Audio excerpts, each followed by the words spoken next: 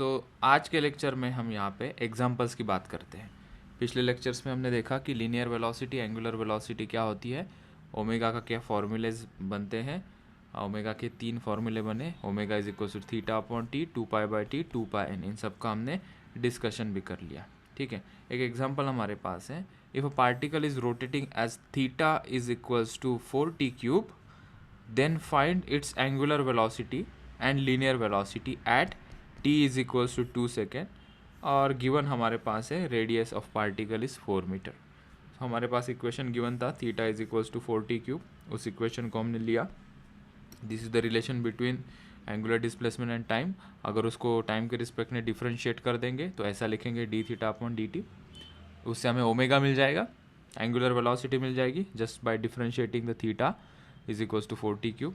तो 4 is a constant, t³ का differentiation 3t², so omega हमें मिल गया 12t²।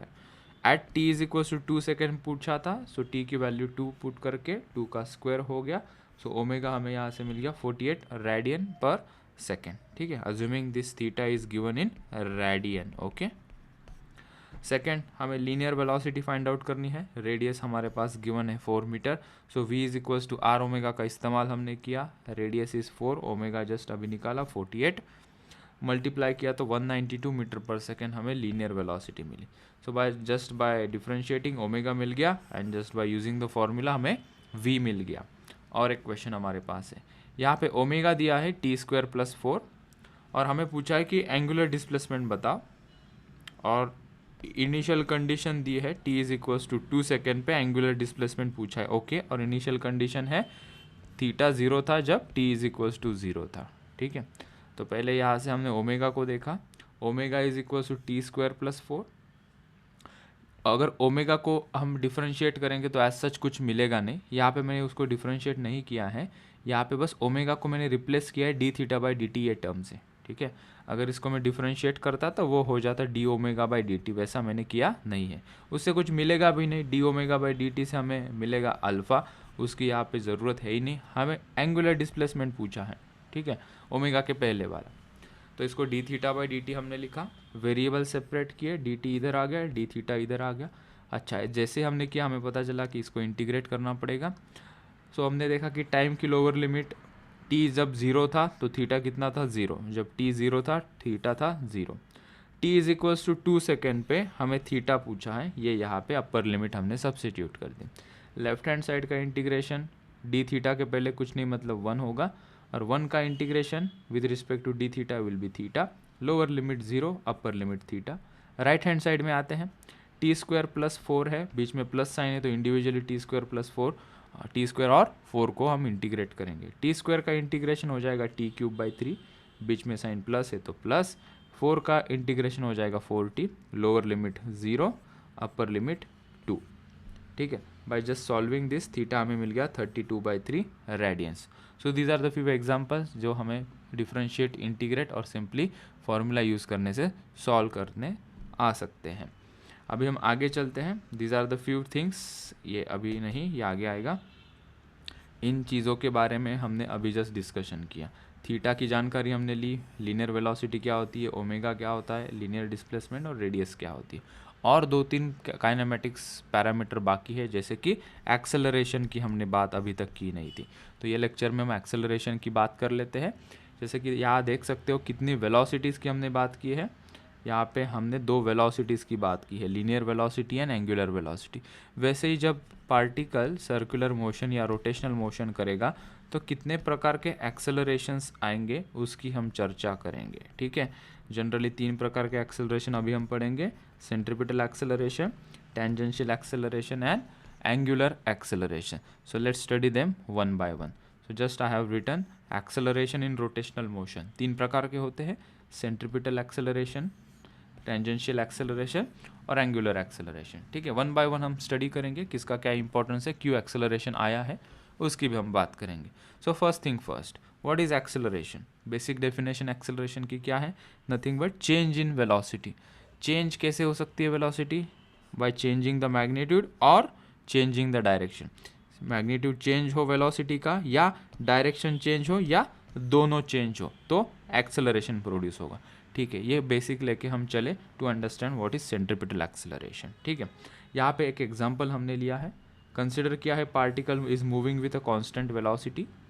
अभी कौन से वेलोसिटी की बात कर रहा हूँ मैं, ये टेंजेंशियल वेलोसिटी जो पार्टिकल के पास है, जो सर्कुलर मोशन या रोटेशनल मोशन करेगा।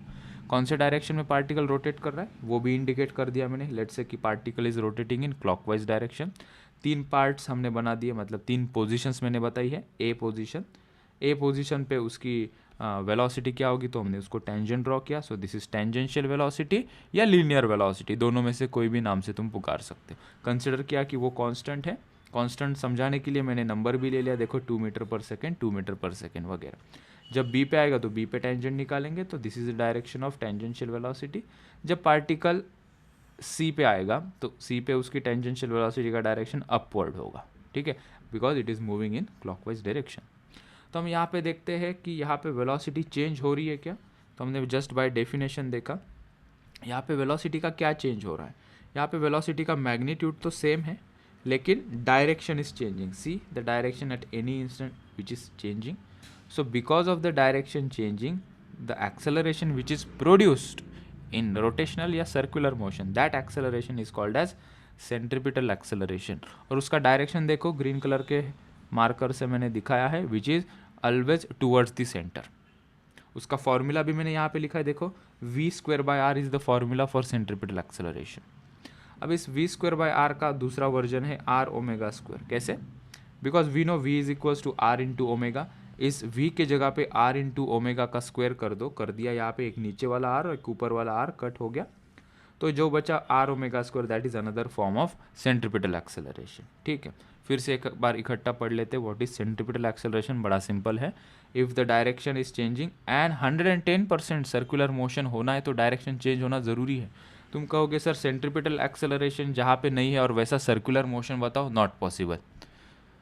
any particle which is performing circular motion and rotational motion which has to have a centripetal acceleration। हो सकता है उसके पास टेंजेंशियल एक्सेलरेशन ना हो, एंगुलर एक्सेलरेशन ना हो, लेकिन उस पार्टिकल के पास सेंट्रीपिटल एक्सेलरेशन ज़रूर होगा अगर उसको सर्कुलर मोशन परफॉर्म करना है, और उसका डायरेक्शन हमेशा टूवर्ड्स द सेंटर। ये हमने क्लास 10 में भी शायद से कोई एक टॉपिक में पढ़ा होगा, सेंट्रीपिटल एक्सेलरेशन। उसके फॉर्मूला भी हमने देखे यहाँ पे v²/r r इंटू ओमेगा²। ये आया कहाँ से है वो हम कभी सर्कुलर मोशन में डील कर लेंगे कि इसका डेरिवेशन क्या है, सर कहाँ से v²/r ये फॉर्मूला आया है। अभी हम इतना याद रखेंगे, सेंट्रीपिटल एक्सेलरेशन के 2 फॉर्मूला है, v²/r एंड r इंटू ओमेगा²। उसका डेफिनेशन भी मैंने यहाँ पे लिख के दिया है।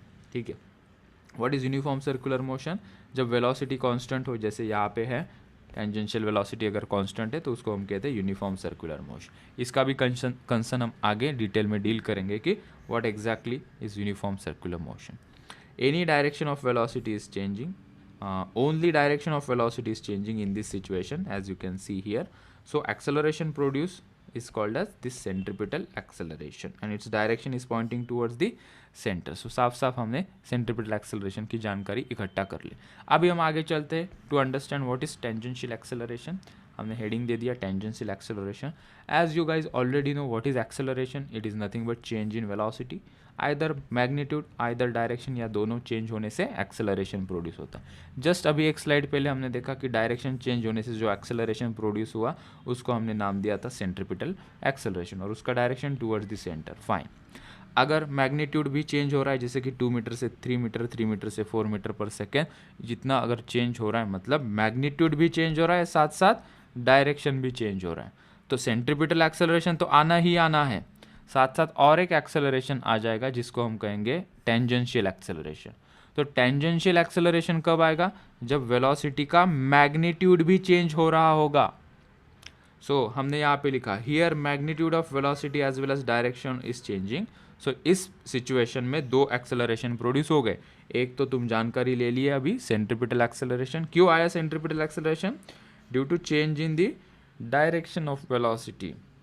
and there is a one more acceleration, what is this tangential acceleration। क्यों आया ये, because change in magnitude of velocity in this situation।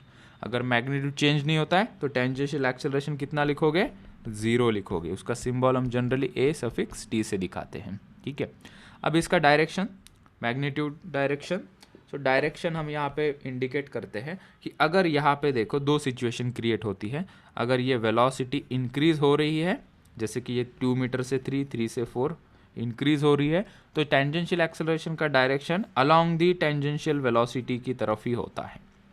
At any instant tangential acceleration का डायरेक्शन अगर वेलोसिटी इंक्रीज हो रही है तो वेलोसिटी के डायरेक्शन में, अगर वेलोसिटी डिक्रीज हो रही है तो पहले क्या बोला मैंने, अगर वेलोसिटी इंक्रीज हो रही है तो it will be parallel to velocity, that is parallel to tangential velocity if velocity is increasing. अगर वेलोसिटी डिक्रीज होती है, मान लो कि ये 2 मीटर से 1 मीटर पर सेकेंड, 1 मीटर से 0.5 मीटर पर सेकेंड, तब वेलोसिटी का डायरेक्शन उसके अपोजिट लेंगे। तो एक्सेलरेशन, टेंजेंशियल एक्सेलरेशन का direction, let me correct, tangential acceleration का डायरेक्शन वेलोसिटी के अपोजिट डायरेक्शन में हमें लेना है। So anti parallel to the tangential velocity if velocity is decreasing. बड़ा सिंपल है, ठीक है। तीसरे एक्सेलरेशन की बात करते हैं हम। हाँ, यहाँ पे मैंने उस एग्जांपल से बताया है। यहाँ पे देखो वेलोसिटी इंक्रीज हो रही है, तो यहाँ पे टेंजेंशियल एक्सेलरेशन का direction in the direction of velocity.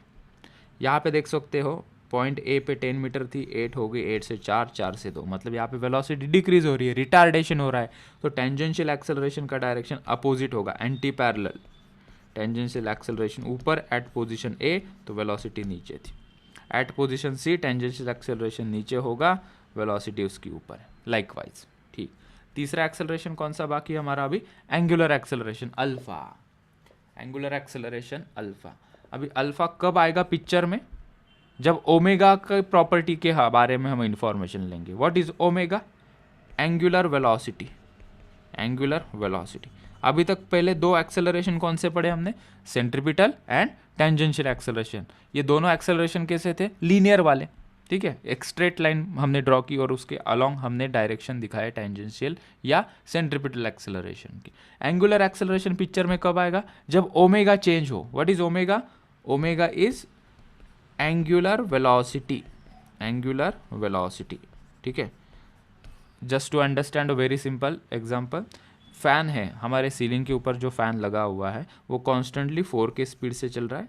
4 के स्पीड से 1 या 2 कोई भी स्पीड पे है जो हमने रोटेट करके उसको सेट किया है, वो कॉन्स्टेंटली वो पर्टिकुलर स्पीड पे घूम रहा है, मतलब उसका ओमेगा कांस्टेंट है। अगर ओमेगा कांस्टेंट है तो एंगुलर एक्सेलरेशन जो अल्फा से हम दिखाते हैं वो 0 आएगा। तो अल्फा कब आएगा पिक्चर में, हमने कहा कि अगर ओमेगा इंक्रीज है, जैसे कि तुमने फैन का बटन जस्ट ऑन किया, पहले फैन ऑफ था, जस्ट बटन ऑन किया, मतलब फैन अभी स्पीड ले रहा है, रोटेट कर रहा है, इंक्रीज हुई, fast fast fast fast fast fast ऐसे रोटेट कर रहा है, मतलब ओमेगा इंक्रीज हो रहा है। जब ओमेगा इंक्रीज होगा, that is rate of change of omega, D omega by d T, उसको कहेंगे हम अल्फा। तो यहाँ पे इसकी डेफिनेशन में लिख दो, D omega by d T, that is rate of change of angular velocity. This is nothing but angular acceleration की डेफिनेशन क्या बोली मैंने अभी, D omega by d T, that is rate of change of angular velocity, मतलब angular velocity change होने से angular acceleration produce होता है। ठीक, अगर ओमेगा डिक्रीज हो, जैसे कि फैन चालू है अभी कांस्टेंट वेलोसिटी से घूम रहा है और तुमने सडनली बटन बंद कर दिया या लाइट चली गई, तो फैन की स्पीड कम हो जाएगी, और जब फैन की स्पीड कम होगी मतलब उसका ओमेगा एंगुलर वेलोसिटी भी कम होते हुए जाएगी। अगर ओमेगा कम हुआ, ओमेगा डिक्रीज हुआ, तभी भी एंगुलर एक्सेलरेशन प्रोड्यूस होगा। So in two situation angular acceleration will come into picture when omega is increasing और ओमेगा इज डिक्रीजिंग। अगर omega is constant, alpha is 0। अभी बात आते हैं कि इसका डायरेक्शन क्या होगा। सो जब ओमेगा कांस्टेंट है तो अल्फा 0, तो डायरेक्शन का कोई चिंता नहीं क्योंकि अल्फा 0 है।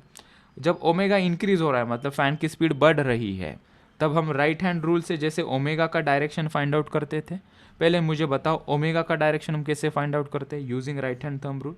मान लो कि ये क्लॉकवाइज में पार्टिकल रोटेट हो रहा है, we curve our right hand के fingers along the direction of motion, और जो हमारा स्ट्रेच थंब है, in this case that stretch thumb is pointing in the negative z axis, मतलब ओमेगा का डायरेक्शन नेगेटिव जेड एक्सिस में है और वो इंक्रीज हो रहा है ओमेगा, मतलब जब ओमेगा इंक्रीज होगा, जो ओमेगा का डायरेक्शन होगा जब ओमेगा इंक्रीज हो रहा है वही डायरेक्शन हमारे अल्फा का होगा।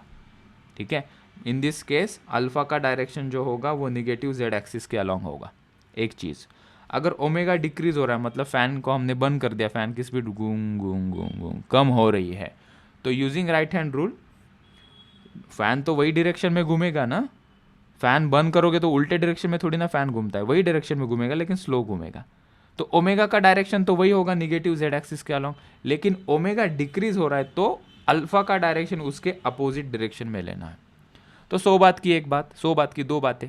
ओमेगा इंक्रीज हो रहा है तो अल्फा का डायरेक्शन ओमेगा के डायरेक्शन में, अगर ओमेगा डिक्रीज हो रहा है तो अल्फा का direction that is angular acceleration का डायरेक्शन उसके अपोजिट डायरेक्शन में, दैट इज पॉजिटिव जेड के डायरेक्शन में। ये दो बातें हमने यहाँ पे की, ठीक है। तो यहाँ पे मैंने कुछ पॉइंट लिखे हैं, क्या क्या चीज़ें हमने अभी तक पढ़ी हैं। देखो यहाँ पे एक कंडीशन मैंने ये कि लेट्स से कि ओमेगा इज़ इंक्रीजिंग, स्पीड बढ़ रहा है, ठीक है। ओमेगा इंक्रीज है मतलब वेलोसिटी भी इंक्रीज होगी। तो वो सिचुएशन हम कैसे दिखाएंगे कि मान लो कि ये ओमेगा जो इंक्रीज हो रही है, इस बार हम लेते हैं उसको counter clockwise direction, anti clockwise direction में पार्टिकल रोटेट हो रहा है, यहाँ से चल रहा है, घूम रहा है ऐसे, ठीक है। तो लेट्स से कि पोजीशन ए पे उसके पास क्या क्या चीज़ें हैं, तो उसके पास अभी सेंट्रीपिटल एक्सेलरेशन है towards the centre, velocity increase हो रही है तो वेलोसिटी भी है इस डायरेक्शन में, इंक्रीज हो रही है तो टेंजेंशियल एक्सेलरेशन भी आ गया 80, ठीक है। ओमेगा भी बताएंगे हम, ओमेगा का डायरेक्शन क्या होगा, अगर एंटी क्लॉकवाइज घूम रहा है तो ओमेगा का डायरेक्शन क्या होगा, पॉजिटिव जेड, ओमेगा का डायरेक्शन पॉजिटिव जेड एक्सिस के अलाउ। अल्फा का डायरेक्शन क्या होगा, ओमेगा इंक्रीज हो रहा है तो अल्फा भी पॉजिटिव जेड एक्सिस के अलाउ होगा, ठीक है। तो तीन चीज़ें हमने देखी, दो एंगुलर क्वांटिटीज हमें मिली, ओमेगा इंक्रीज हो रहा है तो ओमेगा भी इधर, अल्फा किधर है, अल्फा का डायरेक्शन भी इधर होगा, ठीक है। दो क्वांटिटीज एंगुलर मिली, लीनियर क्वांटिटीज कितनी मिली हमें, वेलोसिटी और दो एक्सेलरेशन, तीन लीनियर क्वांटिटी और दो एंगुलर क्वांटिटी, इतने सारे पैरामीटर्स लेके हम सर्कुलर रोटेशनल मोशन में चलेंगे। और भी पैरामीटर्स हमें मिलेंगे जैसे मूवमेंट ऑफ इनर्शिया होगी, एंगुलर मोमेंटम हो गया एंड सो ऑन, ठीक है। तो v इज इंक्रीजिंग तो हमने कहा कि tangential acceleration is in the same direction of tangential velocity, centripetal acceleration वो तो खैर सेंटर में ही होता है, उसको कोई चिंता नहीं। अल्फा यहाँ पे देखा ओमेगा इंक्रीज हो रहा है तो along the direction of omega that is along positive Z axis, ठीक है। और एक बात मैंने यहाँ पे की, एक्सेलरेशन की बात कर लेते हैं। तीन प्रकार के एक्सेलरेशन दिखाई दे रहे हैं यहाँ पे, alpha, centripetal that is angular acceleration, centripetal acceleration and tangential acceleration. थोड़ा इनके ऊपर गौर करते हैं, सेंट्रीपिटल एंड टेंजेंशियल एक्सेलरेशन जो कि लीनियर वाले टर्म्स हैं, ये और ये, उसको मैंने यहाँ पे दिखाया है। देखो centripetal acceleration towards the centre, tangential acceleration ऊपर गया एट पॉइंट ए। अभी acceleration is a vector quantity, ठीक है। तो अगर सेंट्रीपिटल एक्सेलरेशन और टेंजेंशियल एक्सेलरेशन के बीच में एंगल देखोगे तो वो 90 डिग्री का है at any position. If you wish to know, अगर पार्टिकल जब यहाँ से ऐसे घूम फिर के इधर आए तो मुझे बताओ ये पर्टिकुलर पोजीशन में टेंजेंशियल एक्सेलरेशन क्या होगा। हमने कहा कि टेंजेंशियल एक्सेल, टेंजेंट निकालो, 80 यहाँ पे होगा, सेंट्रीपिटल कहाँ होगा, टुवर्ड्स द सेंटर, तो अभी भी इनके बीच में एंगल कितना है, 90 degree. You choose any location, let's say you want to know the tangential acceleration here, centripetal acceleration here, always they make 90 degree angle. So centripetal acceleration is always perpendicular to tangential acceleration, ये चीज़ यहाँ से समझाई हमने।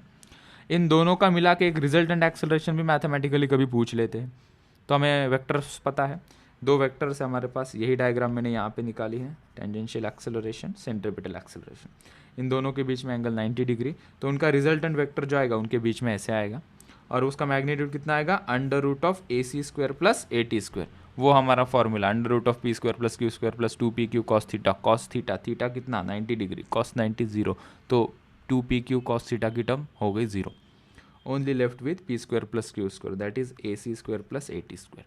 तो इतनी बातें हमने acceleration के ऊपर की, और दो तीन बातें करते हैं और न्यूमेरिकल सॉल्व कर। तो अगर हम समराइज करेंगे कितने प्रकार के एक्सेलरेशंस हमारे पास आए हैं, तो एक्सेलरेशंस के फॉर्मूला अगर हम कुछ लिखते हैं तो हमें सबसे पहले सेंट्रीपिटल एक्सेलरेशन मिला v स्क्वायर बाय r या omega square into r। Alpha का फॉर्मूला होता है that is angular acceleration that is d omega by dt, या d square theta upon dt square. Angular displacement के टर्म में लिखना चाहोगे तो दो बार डिफ्रेंशिएट करेंगे, ओमेगा के टर्म में लिखना चाहोगे तो एक बार डिफ्रेंशिएट करेंगे, ठीक है, ओके। तीसरा फॉर्मूला हमारे पास है टेंजेंशियल एक्सेलरेशन और एंगुलर एक्सेलरेशन के बीच में कोई रिलेशन है, so AT is equals to R into alpha, A is equals to R alpha भी याद रखा जा सकता है। एंड रिमेंबर यहाँ पे ये tangential acceleration, it is not centripetal acceleration, ठीक है। बहुत बार बच्चे गलती कर देते हैं कि वो लिख देते हैं कि AC is equals to R into alpha, गलत है ये, वो भी नीचे मेंशन कर दो, AC is equals to R into alpha और इसको ऐसा गलत कर दो, ठीक है। whatever which acceleration which we are taking here is tangential acceleration. Now एक एनालॉजी देखो, यहाँ पे हमने कुछ फार्मूलाज पढ़े, सेट ऑफ फार्मूला. अभी तक हमारे 10 से 12 फार्मूले बन गए हैं. ये स्लाइड तक 22 स्लाइड तक हमारे पास अभी 12 फार्मूले आ गए. पहले हमने देखा था S is equals to R theta, फिर हमने देखा V is equals to R omega, और अभी हमने देखा AT is equals to R alpha. मतलब एक को डिफ्रेंशिएट करोगे तो दूसरा मिलेगा, उसको डिफ्रेंशिएट करोगे तो तीसरी टर्म मिलेगी. और दूसरा ऑब्जर्वेशन इसके अंदर देखा गया कि ये जो तीनों टर्म है, ये तीनों फार्मूला के अंदर वो लीनियर टर्म्स है. इज इक्वल्स टू रेडियस तीनों में कॉमन है, इनटू ये जो तीनों टर्म, ये कैसी टर्म्स है, दीज आर एंगुलर टर्म्स. ठीक है, अगर कभी कंफ्यूजन हो जाए या फॉर्मूला में ऐसा लगे कि पहले कौन सी टर्म है, so this will help you out. Left hand side में सभी linear terms, right hand side में रेडियस इनटू एंगुलर टर्म्स आती हैं. ठीक है, अभी हम काइनेमेटिक्स देखते हैं ऑफ रोटेशनल मोशन. मतलब हमारे को पता है, we know that in linear motion ये तीनों फॉर्मूलाज होते हैं. S is equals to U T plus half A T square, V square minus U square is equals to 2as and v is equals to U plus A T. वैसे ही rotational या circular motion में kinematics के फॉर्मूले हम यही use करेंगे, थोड़े चेंजेस करके. s की जगह पे आ जाएगा थीटा, मतलब लीनियर डिस्प्लेसमेंट की जगह पे एंगुलर डिस्प्लेसमेंट. इनिशियल वेलोसिटी की जगह पे इनिशियल एंगुलर वेलोसिटी. टाइम तो टाइम ही रहेगा, हाफ हाफ रहेगा. लीनियर एक्सेलरेशन की जगह पे एंगुलर एक्सेलरेशन ये रिप्लेस कर देंगे. And we got the 3 set of formulas. Okay, so using all this combination of formula let's solve few numericals. पहला क्वेश्चन हमने लिया, the angular velocity of a second hand of a watch will be, और 4 options मैंने दिए. क्या question है, हमें second hand जो घड़ी का सेकेंड काटा होता है उसकी एंगुलर वेलोसिटी बतानी है. तो घड़ी का सेकेंड काटा एक पूरा चक्कर कवर करेगा और कितना टाइम कंज्यूम करेगा, 60 सेकेंड. ठीक है, तो हमें एंगुलर वेलोसिटी का फॉर्मूला पता है, omega is equal to theta upon T. एक कंप्लीट रिवोल्यूशन मतलब थीटा इज 2 पाई, और ये कंप्लीट रिवोल्यूशन में जो टाइम लग रहा है वो कितना है, 60 second. So 2 pi by 60 is nothing but pi by 30. That is option number B. So pi by 30 radian per second is the angular velocity of a second hand. दूसरा question देखो, a wheel of a car is rotating at a rate of 1200 revolutions per minute. Full stop. On pressing the accelerator for 10 seconds, it starts rotating at 4500 revolutions per minute. The angular acceleration of that wheel is. तो हमें angular acceleration पूछा है और हमें frequency दी है, initial frequency और बाद में फाइनल फ्रीक्वेंसी और टाइम दिया है. ठीक है, तो हमारे पास काइनेमेटिक्स का फॉर्मूला है, omega is equals to omega not plus alpha T. उसको मैनिपुलेट किया हमने, तो alpha is equals to omega minus omega not divided by T. ठीक है, ओमेगा को हमने लिखा 2 पाई एन, ओमेगा नॉट को लिखा 2 पाई एन नॉट. ओमेगा को 3 प्रकार से लिखा जा सकता है, theta by T, 2 pi by T या 2 पाई एन. हमने 2 पाई एन के टर्म में लिखा, क्यों, क्योंकि ये जो 1200 रिवोल्यूशंस पर मिनट है दैट इज एन. ओके, और ये 2 पाई एन मतलब क्या है, that is angular frequency radian per second में हम इसे जनरली लेते हैं. यहाँ पे देखा जाए तो 1200 रिवोल्यूशंस पर मिनट दिया है, तो उसको हमने कन्वर्ट किया रिवोल्यूशंस पर second just by simply dividing with 60. तो इस फॉर्मूला के अंदर सबसे पहले तो 2 पाई मैंने कांस्टेंट कॉमन ले लिया, अंदर बचेगा n minus N not divided by T. n को हमने पुट किया 4500, final angular velocity 4500 divided by 60 किया, minus initial frequency 1200 revolutions per minute में दिए थे, मुझे सेकेंड में चाहिए तो डिवाइडेड बाई 60 किया. सर सेकेंड में क्यों चाहिए था, क्योंकि जो डिनोमिनेटर में हम जो टाइम ले रहे हैं 10, टी इज़ 10 सेकेंड, वो सेकेंड में है. तो हमें यहाँ से अल्फ़ा मिला 11 पाई. नेक्स्ट पेज पे मैंने लिखा अल्फ़ा हमें मिला 11 पाई, that will be radian per second square. हमने देखा ऑप्शन में तो ऐसा कोई ऑप्शन नहीं है, मतलब इसको डिग्रीज पर सेकेंड स्क्वायर में हम कन्वर्ट कर लेते हैं. तो एक कन्वर्जन पता है हमें, 180 डिग्री मतलब पाई रेडियन, या कोई कहेगा कि सर 360 डिग्री मतलब 2 पाई रेडियन, तो ये रिलेशन से भी तुम फाइंड आउट कर सकते हो. तो let's say 180 degree is pi radian, तो 11 पाई रेडियन कितना डिग्रीज में होगा, तो हमने क्रॉस मल्टीप्लाई किया 180 into 11 pi divided by pi is equals to ये क्वेश्चन मार्क, वो कितना आया 1980.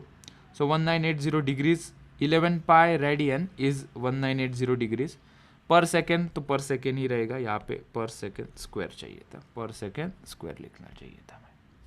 मतलब 11 pi radian per second square is nothing but 1980 degrees per second square, that is option number D. तो यहाँ से 1-2 सबक हम सीखे कि यूनिट कन्वर्जन के ऊपर ध्यान देना है. क्वेश्चन भले ही सिंपल हो लेकिन यूनिट वाइज हमें वो क्लैरिटी होनी चाहिए. एक लास्ट क्वेश्चन हमने यहाँ पे कवर किया.